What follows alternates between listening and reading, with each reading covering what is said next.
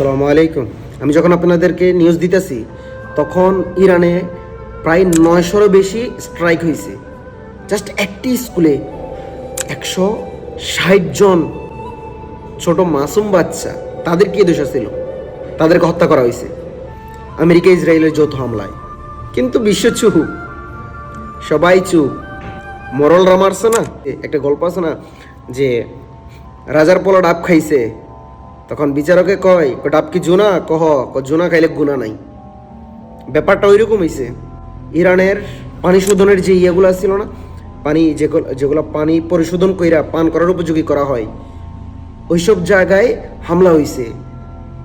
ইরানের তেল সংরক্ষণাগারে হামলা হয়েছে, মানে পুরো ইরানকে অকেজো করে দেওয়ার অবস্থায়।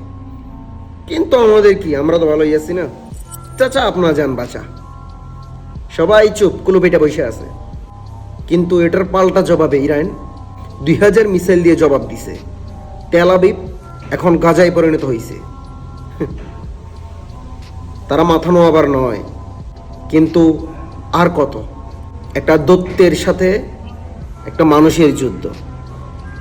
আমেরিকা ইসরায়েল তো একটা বড় দৈত্য, কিন্তু আজ আমরা মুসলিমদের বিভাজনের কারণে একটা মুসলিম দেশের করুণ পরিস্থিতি। কিন্তু আমরা মুসলিম হইয়াও দোয়া ছাড়া আর কিছুই করতে পারতেছি না। চলক, আল্লাহ যারে যেভাবে চালায়, সবাই তো ভালোই আছেন না? দেখা যাক না কতদিন ভালো থাকা যায়, কতদিন ভালো থাকার নাটক করতে পারেন। আপনারা ভালো থাকেন, কিন্তু ওইদিকে ইরানের আকাশে কালো মেঘ। তেলের যে স্ট্রকগুলো ছিল এখানে হামলা কইরা তেল বাষ্পিত হয়ে আকাশে মেঘ আকারে এখন বৃষ্টি হয়ে পড়তেছে, এসিড বৃষ্টি হইতেছে। আল্লাহ সবাইরে হেফাজত করক। কি দোষ ছিল ওই 160টা ছোট মাসুম বাচ্চার? মরল মারছে, মরল মারলে গুণা নাই। এটার বিচারও একদিন হবে ইনশাআল্লাহ আল্লাহর এই জমিনে।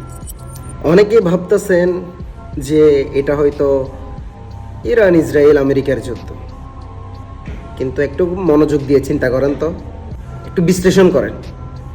আমার কাছে তো মনে হচ্ছে এটা ইহুদি ভার্সেস মুসলিমদের যুদ্ধ। ইরান ইসরায়েল তো একটা বাহানা। ইরানের পরে আসবে তুর্কি, আসবে পাকিস্তান, তারপর ধীরে ধীরে আপনারা যারা এখন মরলদের চাটতেছেন তাদের পালাও আসবে। সময় থাকতে যদি শুধরান তো ভালো, না হলে পরিণতি খুব করুণ। আল্লাহ হাফেজ।